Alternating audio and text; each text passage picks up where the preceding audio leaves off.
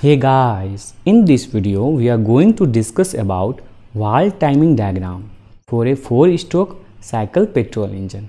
ठीक है, तो ये देखिए हमारा डायग्राम है जिसमें कि ये हमारा है टॉप डेड सेंटर और ये है बॉटम डेड सेंटर।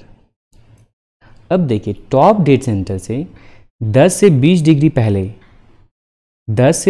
पहले हमारा क्या होता है, इनलेट वाल्व ओपन हो जाता है। 10 से 20 डिग्री पहले ही इनलेट वाल्व ओपन हो जाता है। इस डायग्राम में देखिए क्या है, हमारा पिस्टन टॉप डेड सेंटर की ओर जा रहा है, ऊपर जा रहा है, और उससे ये क्या है 10 से 20 डिग्री पहले ही हमारा इनलेट वाल्व क्या हो गया, ये ओपन हो चुका है। और जब इनलेट वाल्व ओपन हो गया है तो क्या होगा, चार्ज जो है इस सिलेंडर में इन करने लगेगा, फ्रेश चार्ज। अब फिर क्या हुआ, फिर हमारा पिस्टन टॉप डेड सेंटर पहुंचा, फिर सक्शन स्ट्रोक स्टार्ट हो गया।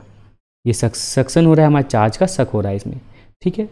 फिर हमारा पिस्टन बॉटम डेड सेंटर पहुंचा, फिर बॉटम डेड सेंटर के बाद पिस्टन क्या हो गया, नीचे से ऊपर की ओर जाने लग गया, मैंने बॉटम डेड सेंटर से टॉप डेड सेंटर की ओर जाने लग गया। उसके बाद 30 से 40 डिग्री के बाद, बॉटम डेड सेंटर के 30 से 40 डिग्री बाद हमारा इनलेट वाल्व क्लोज होता है। देखिए इस डायग्राम में हमारा क्या था, पिस्टन जो है टॉप डेड सेंटर की ओर जा रहा है और 30 से 40 डिग्री के बाद बॉटम डेड सेंटर के 30 से 40 डिग्री बाद हमारा इनलेट वाल्व क्लोज हो जाता है। और इतने दौरान हमारा क्या होता है, चार्ज इतना दौरान के लिए चार्ज सक्शन हो रहा होता है, ठीक है। ये एक चीज़ देखिए कि हमारा एक्चुअल वाल्व टाइमिंग डायग्राम है वो थ्योरेटिकल से डिफर क्यों होता है, क्योंकि दो फैक्टर में कंसीडर होता है, मैकेनिकल फैक्टर और डायनेमिक फैक्टर। ये जो हम पढ़ रहे हैं ये क्या है, ये एक्चुअल वाल्व टाइमिंग डायग्राम है। तो मैकेनिकल फैक्टर और डायनेमिक फैक्टर। मैकेनिकल फैक्टर क्या हुआ, जो हमारा वाल्व ओपन और क्लोज हो रहा है तो तुरंत सडन ही क्लोज ओपन नहीं हो रहा है, वो तो क्या हो रहा है, वो कैम की मदद से ओपन और क्लोज हो रहा है। तो कैम की मदद से हो रहा है जिससे कारण स्मूथली क्लोज और ओपन होता है, जिससे कारण कुछ डिले होता है। और डायनेमिक फैक्टर क्या हो गया, जो गैस फ्लो हो रहा है, तो डायनेमिक फैक्टर उसमें कंसिडर किया जाता है। तो उसके कारण जो हमारा चेंजेस आ रहा है, इसलिए हमारा जो क्या हुआ, एक्चुअल और थ्योरेटिकल जो डायग्राम वो डिफर करता है। अब देखिए इतना तो हमारा सक्शन हुआ, इतना एंगल के लिए क्या हुआ, सक्शन हुआ। अब जब दोनों वाल्व क्लोज हो चुका है तो क्या हुआ, कंप्रेशन स्टार्ट हो गया। अब कंप्रेशन हो रहा है, उसके बाद कंप्रेशन होगा तो ये टीडीसी है हमारा।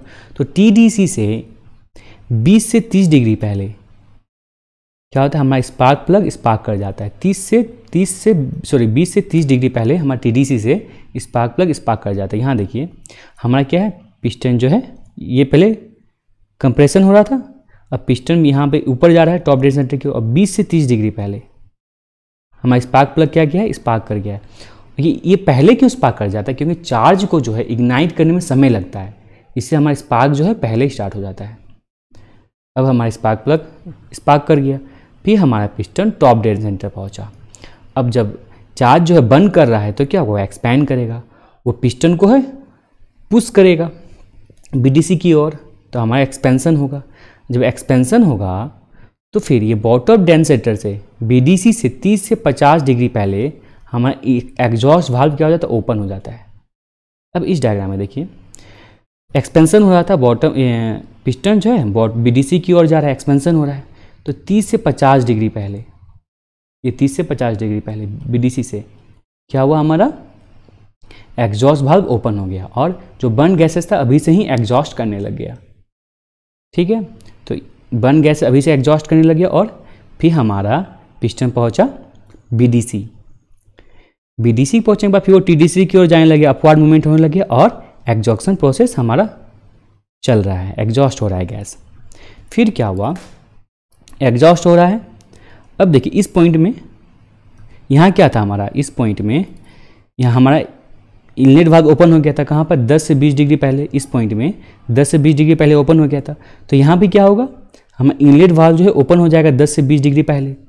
तो इस वक्त क्या है कि एग्जॉस्ट वाल्व भी ओपन है और इनलेट वाल्व भी ओपन है। और क्या हो रहा है हमारा, इस डायग्राम में देखते ऐसे समझते हैं, ये हमारा सिलेंडर है और पिस्टन क्या हो रहा है, हमारा टीडीसी की ओर जा रहा है, एग्जॉक्शन प्रोसेस चल रहा है और एग्जॉस्ट वाल्व तो ओपन है, तो बर्न गैसेस बाहर जा रहा है। और उस दौरान क्या हो, हमारा इनलेट वाल्व भी ओपन हो गया, तो क्या होगा, फ्रेश चार्ज भी इन हो रहा है। तो ये फ्रेश चार्ज जो क्या मदद करेगा, फ्रेश चार्ज जो है ये बर्न गैसेस को बाहर एटमॉस्फेयर में बाहर जाने के लिए मदद करेगा। इस प्रोसेस को क्या कहते हैं? स्कैवेंजिंग। यहाँ फ्रेश चार्ज क्या कर रहा है? पुश कर रहा है बर्न गैस को एटमॉस्फेयर में बाहर जाने के लिए। इस प्रोसेस को कहते हैं स्कैवेंजिंग। तो यहाँ हमारा क्या हुआ? इनलेट वाल्व ओपन हो गया। फिर हमारा पिस्टन कहाँ गया? टॉप डेड सेंटर पहुँचा। पिस्टन टॉप डेड सेंटर पहुँचा और टॉप डेड सेंटर पहुँचने के बाद 10 से 15 डिग्री बाद, ये कितना? ये 10 से 15 डिग्री बाद हमारा एग्जॉस्ट वाल्व क्लोज हो गया। इस फिगर में देखिए, पिस्टन टॉप डेड सेंटर पहुंचा, फिर वो क्या हुआ? डाउन होने लग गया। टॉप डेड सेंटर पहुंचा हमारा बीडीसी की ओर जाने लग गया और 10 से 15 डिग्री बाद, 10 से 15 डिग्री बाद क्या हो गया? हमारा एग्जॉस्ट वाल्व क्लोज हो गया और इनलेट वाल्व तो मेरा ओपन ही है। एग्जॉस्ट वाल्व क्लोज हो गया और इनलेट वाल्व ओपन ही है। ठीक है, अब देखिए तो यहाँ पर क्या हुआ था? कुछ समय के लिए जो हमारा इनलेट वाल्व और एग्जॉस्ट वाल्व दोनों ही क्लोज ओपन था। देखिए ये जो है इतना और इधर ये जो डिग्री है, ये जो एंगल है मेरा, इस समय के लिए क्या था?